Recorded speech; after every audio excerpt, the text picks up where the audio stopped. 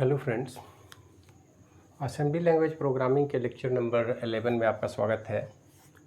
और ये लेक्चर हमारा branch control group of instruction के पार्ट 2 है। पार्ट 1 में हम लोगों ने जंप इंस्ट्रक्शन के विषय में डिस्कस किया था। अभी हम लोग डिस्कस करने जा रहे हैं कॉल इंस्ट्रक्शन। ये भी ब्रांच कंट्रोल का ही इंस्ट्रक्शन है, लेकिन इनके काम करने का तरीका थोड़ा अलग है। अगर हाई लेवल लैंग्वेज की बात हम करें तो आप इस तरह से विचार कर सकते हैं, जैसे आप हाई लेवल प्रोग्रामिंग में फंक्शन कॉल करते हैं। फंक्शन क्या है? एक सब रूटीन है, एक छोटा सा प्रोग्राम है और जिसको मेन प्रोग्राम से कॉल किया जाता है। तो कुछ उसी तरह का कॉन्सेप्ट यहाँ भी है, लेकिन ये चूँकि मशीन लेवल पर है, मेमोरी लोकेशन की बात होगी, तो उसी तरीके से यहाँ पे काम किया जाएगा। कॉल इंस्ट्रक्शन एक सब रूटीन को कॉल किया जाता है। कोई छोटा सा प्रोग्राम मेन प्रोग्राम से हट के जो अलग कहीं रखा होगा मेमोरी लोकेशन में, उसको कॉल करने के लिए हम कॉल इंस्ट्रक्शन का इस्तेमाल करते हैं। ये कॉल इंस्ट्रक्शन भी दो तरीके से होगा। अनकंडीशनल कॉल में हम सीधे एड्रेस देंगे और उस लोकेशन पर से कॉल कर लेंगे प्रोग्राम को जब हम कॉल करते हैं, प्रोग्राम जंप में क्या होता था कि हम मेन प्रोग्राम को छोड़ के उस प्रोग्राम के पास चले जाते थे।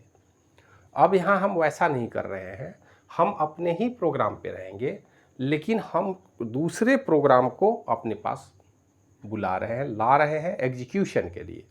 तो कॉन्सेप्ट देखिए थोड़ा सा कैसे बदलता है कि जब कॉल और एड्रेस, लेवल एड्रेस की बात होगी, एड्रेस निश्चित रूप से मेमोरी एड्रेस है जो प्रोग्राम के साथ दिया गया है। अब यहाँ पर ज़रा सा उस एग्जाम्पल के तौर पर यहाँ देख लिया जाए। ये हमारा मेमोरी लोकेशन है, लोकेशन 2000 से शुरू हो रहा है। ये हमारा प्रोग्राम है। प्रोग्राम बोलिए, मेन प्रोग्राम बोलिए, कुछ भी बोल सकते हैं। ये मेन प्रोग्राम है। मेन प्रोग्राम का कंटिन्यूअस हमारा सीक्वेंस चल रहा था। हम यहाँ 2002 पर ज़रा गौर से देखिए, यहाँ पर हमने एक इंस्ट्रक्शन दिया कॉल। तो स्वाभाविक है कि कॉल का मतलब है कि कोई ना कोई एड्रेस होगा जो हम आगे यहाँ पर दिए हैं। एक्चुअल में ये एड्रेस है 2009। इसको मेमोरी में इस तरह से हम लिखते हैं, इसमें तो कोई कन्फ्यूजन नहीं होनी चाहिए आपको। तो कॉल 2009, इस लोकेशन को अब हम कॉल करना चाह रहे हैं। तो थोड़ा सा पीछे हटना पड़ेगा, आपको सोचना पड़ेगा कि जब इस इंस्ट्रक्शन को आप मेन मेमोरी में फेच करके लाए थे, तो हमारे प्रोग्राम काउंटर का क्या काम है? नेक्स्ट लोकेशन का, नेक्स्ट इंस्ट्रक्शन का, ऑपरेशन कोड का एड्रेस रखना।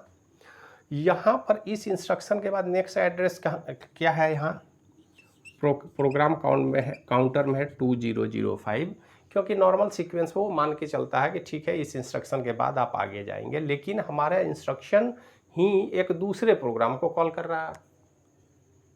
इसका मतलब है कि हमारा इंस्ट्रक्शन अब यहाँ से इस प्रोग्राम को कॉल कर रहा है। हम प्रोग्राम से बाहर नहीं जा रहे हैं, प्रोग्राम तो हमारा रिमेनिंग जो है इंस्ट्रक्शन है वो चलता रहेगा, इस तरह से अपना जहाँ भी तक मूव करेगा। चूँकि लोकेशन यहाँ छोटा हमने दिखाया, हो सकता है ये लोकेशन 2009 के बदले 3009 भी हो सकता है। जहाँ भी प्रोग्राम होगा उसका एड्रेस हमने यहाँ दिया है। तो अब मेन प्रोग्राम के रन करते समय प्रोग्राम काउंटर में हमारा एड्रेस है 2005। हमें अभी कॉल करना किसको? 2009 को। तो इस प्रोग्राम को कहीं ना कहीं स्टोर करना होगा। स्टोर करने के लिए हमारे पास है स्टैक पॉइंटर। लेकिन ये स्टैक पॉइंटर क्या करता है भाई? स्टैक पॉइंटर किसी न किसी लोकेशन का एड्रेस पॉइंट करता है। एड्रेस पॉइंटर कोई स्टोरेज डिवाइस नहीं है कि वो स्टोर करके रखेगा, वो किसी न किसी स्टैक मेमोरी के लोकेशन को पॉइंट आउट करता है। सपोज मानिए ये लोकेशन अभी FFFA लोकेशन, जो आगे चल के कहीं ना कहीं लास्ट में होगा। जैसा कि हम जानते हैं कि हम स्टैक को जनरली सबसे लास्ट में बनाते हैं, और ये इंक्रीमेंटल ऑर्डर पर एड्रेस चलता है, तो स्टैक डिक्रीमेंटल ऑर्डर में काम करता है। मतलब इसमें एक डेटा रखेंगे, फिर इसको घटाएंगे, फिर डेटा रखेंगे, फिर इसको घटाएंगे। तो एक लोकेशन कहीं ना कहीं इस मेमोरी में है, जिसको हम यहाँ बना देते हैं। मान लेते हैं ये हमारा सबसे लास्ट FF लोकेशन है, और ये आते आते अभी स्टैक टॉप का जो लोकेशन है वो है F A, triple F A, ये लोकेशन है। अब इस लोकेशन में जब बात हम कर रहे हैं तो यहाँ इस लोकेशन में अब हमारे पास समस्या क्या है उसको पहले आप समझ लें।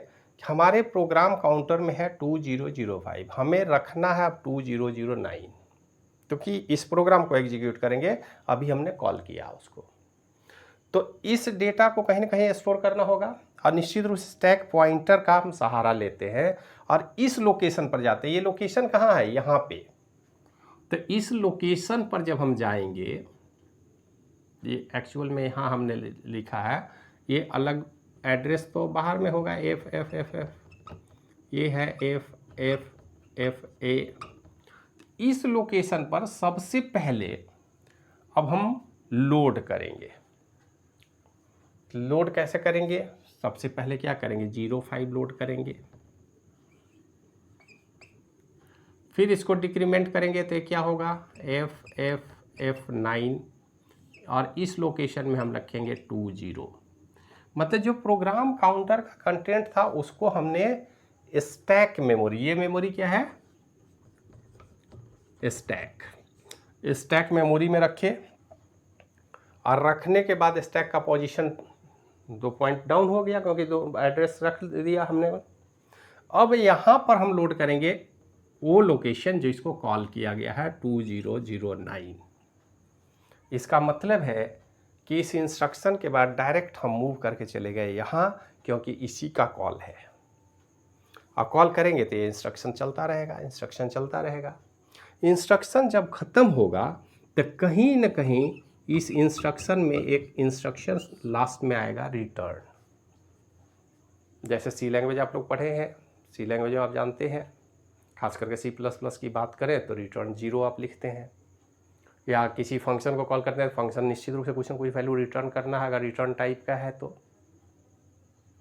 रिटर्न समथिंग नेचर का अगर कोई फंक्शन है तो कुछ ना कुछ रिटर्न करेगा, वही रिटर्न इंस्ट्रक्शन है। अब ये जो रिटर्न किया,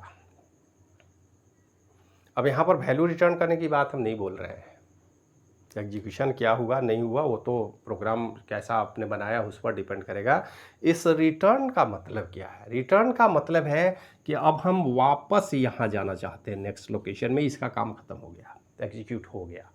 इस फंक्शन कॉल को जो यहाँ पर 2009 था उसको हमने कंप्लीट कर लिया। अब रिटर्न होके कहाँ आना चाहते हैं? 2005 में। कैसे पता चलेगा? तो हम फिर से स्टैक में जाएंगे और इस प्रोग्राम काउंटर में स्टैक पॉइंटर अब यहाँ क्या हो चुका है? 9। अब इस लोकेशन से, ये जो लोकेशन है यहाँ से डेटा को हम कॉल करेंगे और सबसे पहले हम यहाँ पर 0520 इसको लोड करेंगे प्रोग्राम काउंटर में। मतलब जब हमने कॉल किया तो प्रोग्राम काउंटर के कंटेंट को स्टैक मेमोरी में स्टोर किया, सब रूटीन को कॉल किया, एग्जीक्यूट किया। जब रिटर्न हुए तो वापस प्रोग्राम काउंटर में जो कंटेंट पहले से था जिसको हमने स्टैक में रखा था उसको हम वापस लेके आएंगे ताकि हमारा एग्जीक्यूशन कंटिन्यू फिर से प्रोग्राम में चल सके। तो इतना प्रोसेस है जो हमें अपनाना पड़ता है, जिसको परफॉर्म करना पड़ता है ताकि हम आसानी से प्रोग्राम को एग्जीक्यूट कर सकें, और यही काम करता है कॉल। अगर कॉल इंस्ट्रक्शन आपको पता है तो आप समझ लीजिए कि ये तो अनकंडीशनल है। कंडीशनल स्टेटमेंट भी जैसे हमारा जंप इंस्ट्रक्शन था वैसे यहाँ भी है। Call when carry, when carry means carry status अगर 1 हो, when no carry, call when 0, call when non 0, call when result is plus, result नहीं sorry status flag temporary result को शो करेगा, तो plus means sign bit 0, call when minus, call when even parity, call when parity is hard. तो जिस तरह से jump instruction काम करता है ठीक उसी तरह काम यही होगा, लेकिन अगर कंडीशनल है तो कॉल करने से पहले कंडीशन को भी टेस्ट करना होगा। मतलब 2 कंडीशन होगी कि एक तो हम इसको कॉल करना चाहते हैं when the condition is satisfied, अगर सेटिस्फाइड नहीं है तो फिर नॉर्मल सीक्वेंस में जाएंगे। तो टेस्ट पहले करेंगे टेस्ट अगर ट्रू होगा तो फिर हम ये काम करेंगे, काम यही होगा, सेम प्रोसेस अपनाया जाएगा। शर्त यही है कि कंडीशन को भी टेस्ट आपको करना होगा, उसके बाद डिसीजन आप लेंगे। तो ये ब्रांचिंग में सबसे पावरफुल इंस्ट्रक्शन है सब रूटीन कॉल करने का, जिसको बोलते हैं कॉल इंस्ट्रक्शन। कॉल अनकंडीशनल हो सकता है, कॉल कंडीशनल हो सकता है, और अनकंडीशनल में आप सीधे कॉल कर सकते हैं किसी लोकेशन को जहाँ पर सब रूटीन हो, और नहीं तो आप कंडीशन के साथ मूव कर सकते हैं। कॉल का सबसे लास्ट इंस्ट्रक्शन होगा रिटर्न। जब भी किसी सब रूटीन को कॉल करेंगे तो हर सब रूटीन का सबसे लास्ट जो स्टेटमेंट होगा रिटर्न। रिटर्न के बाद वो सब रूटीन कंप्लीट माना जाता है, और उसके बाद फिर वापस चले जाएंगे। अब ये नेस्टेड भी हो सकता है। नेस्टेड कहने का मतलब जब एक सब रूटीन में आप गए तो हो सकता है इस सब रूटीन के ही किसी लोकेशन में आपको फिर से मिल जाए function call 2070। It may be possible, तो फिर वही करेंगे। अब इस लोकेशन पर जाना है तो इस सब रूटीन का सब रूटीन होगा। मेन रूटीन से हम यहाँ सब रूटीन में आए थे, अब सब रूटीन भी अगर किसी को कॉल कर रहा है तो यहाँ भी होगा प्रोसेस वही। फिर अब यहाँ के लोकेशन को इसके ऊपर हम रखेंगे, जो हमारा लोकेशन है स्टैक का। अब इसमें मान लेते हैं यहाँ पे कॉल है, ये लोकेशन है 200F या E, तो यहाँ पर 200E से अगर हम जा रहे हैं और वापस नेक्स्ट इंस्ट्रक्शन हमारा जो भी हो, ये एड्रेस हमने 2012 अगर है तो 2012 को हम यहाँ रखेंगे। यहाँ कैसे रखेंगे 1220, और फिर स्टैक पॉइंटर 9, फिर 8 7, मतलब अब स्टैक पॉइंटर हो जाएगा 6। तो F F F एंड 6। तो इस तरह से नेस्टिंग भी कर सकते हैं, कॉल के अंदर भी कॉल हो सकता है। और रिटर्न जब भी होगा तो जिस प्रोग्राम ने कॉल किया वहाँ वापस आएगा, फिर वहाँ से मेन प्रोग्राम में वापस आएगा। इस तरह से असेंबली लैंग्वेज प्रोग्राम में सारे फीचर है जिसको हम लोग हाई लेवल लैंग्वेज में आसानी से इस्तेमाल करते हैं। कंडीशनल स्टेटमेंट जितने भी हैं और कंडीशनल में जो सब रूटीन कॉल वाले कॉन्सेप्ट है वो यहीं से निकल के आता है। अब रिटर्न की बात है तो रिटर्न का केस भी कंडीशनल अनकंडीशनल हो सकता है, ये बात आप समझ लीजिए। ऐसा नहीं है कि रिटर्न सिर्फ अनकंडीशनल होगा, रिटर्न भी कंडीशनल और अनकंडीशनल दोनों हो सकता है। तो रिटर्न कंडीशनल अनकंडीशनल की अगर हम बात करें तो यहाँ पर अब जैसे रिटर्न की बात करेंगे तो ज़रा सा देख लीजिए वो कैसे काम करता है।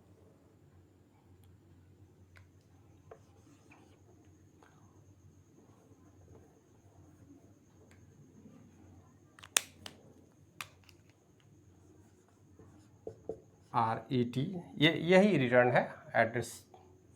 अब यहाँ एड्रेस देने की ज़रूरत नहीं है, ये ध्यान में रखिएगा। रिटर्न जब भी होगा तो किसी एड्रेस की ज़रूरत नहीं पड़ेगी, क्योंकि रिटर्न में कोई एड्रेस होता ही नहीं है। रिटर्न का मतलब ही है कि वापस अपने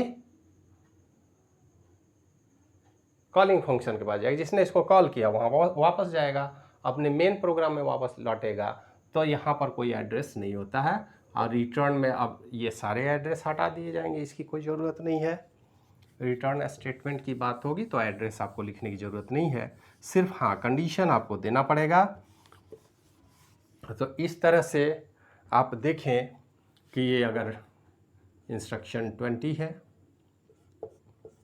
ये 21 हो जाएगा, ये 22 होगा,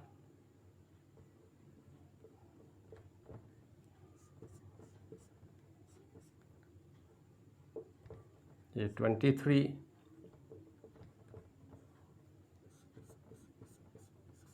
24, 25, 26, 27 and 28।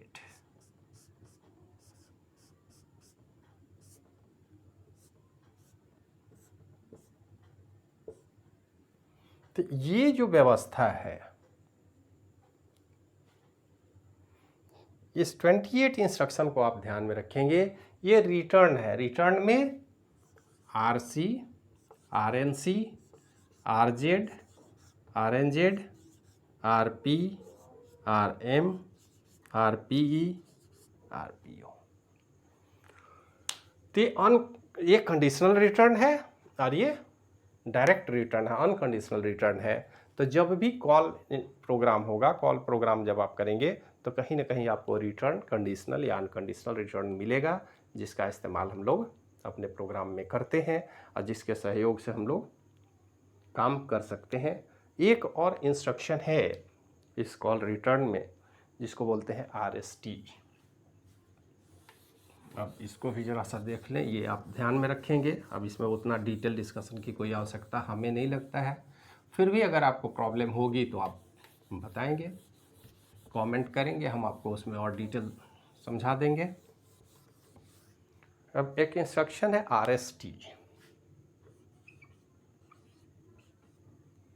इसको बोलते हैं रीसेट। रीसेट जो इंस्ट्रक्शन है इसको बोलते हैं रीस्टार्ट।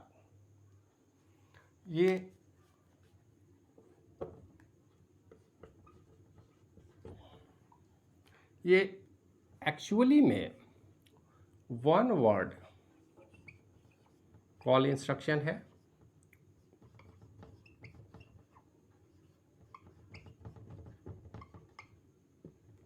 और यहाँ पर एक निश्चित लोकेशन पर अपने आप ट्रांसफ़र हो जाता है, प्रोग्राम जो है वो अपने आप ट्रांसफ़र हो जाएगा।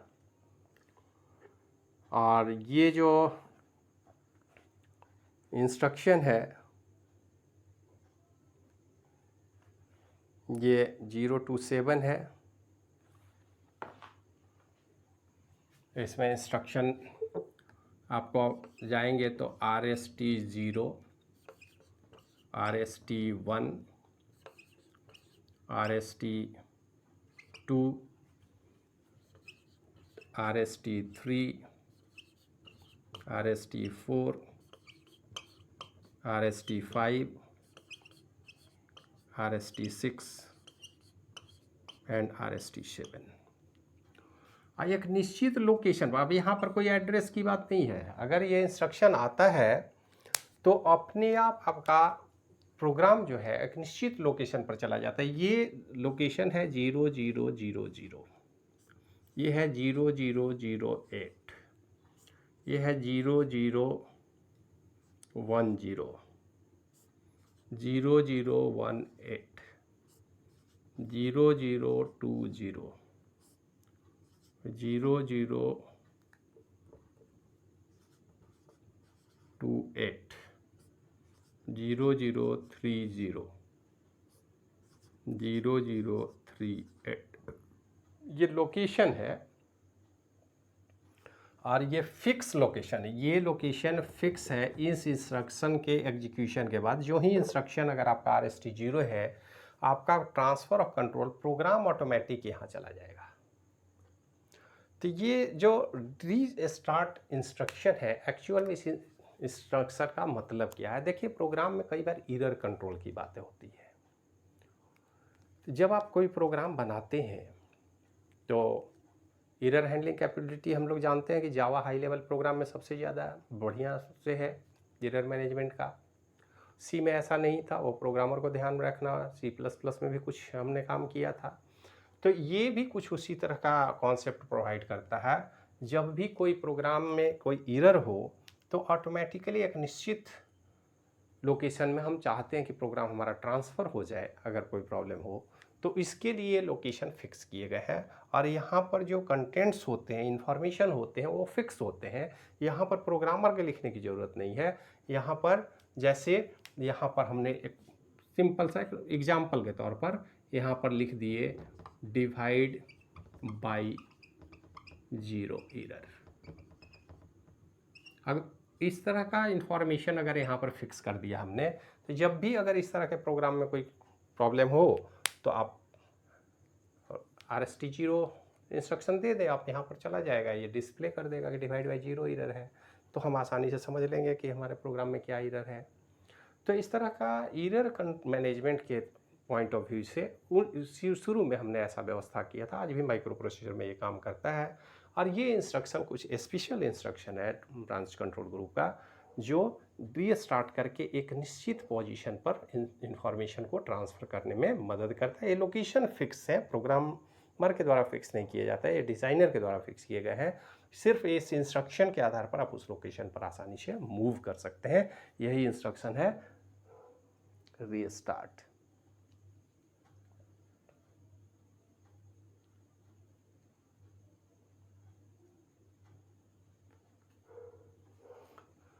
एक इंस्ट्रक्शन और है PCHL, इसको भी देख लें तो हमारा लेक्चर कंप्लीट हो जाए।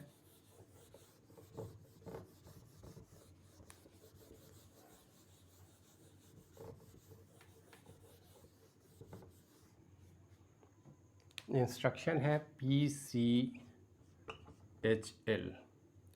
PCHL मतलब HL के इंफॉर्मेशन को, HL रजिस्टर है 2509, मान लेते हैं कोई इन्फॉर्मेशन है, तो इस इंफॉर्मेशन को प्रोग्राम काउंटर में डायरेक्ट ट्रांसफ़र करने के लिए हम इस्तेमाल करते हैं इस इंस्ट्रक्शन को 2509। ये प्रोग्राम काउंटर है। जैसे कॉल इंस्ट्रक्शन में हम एड्रेस देते हैं, कॉल में हम क्या करते थे, अगर लिखना है तो अनकंडीशनल कॉल लिखेंगे 2509।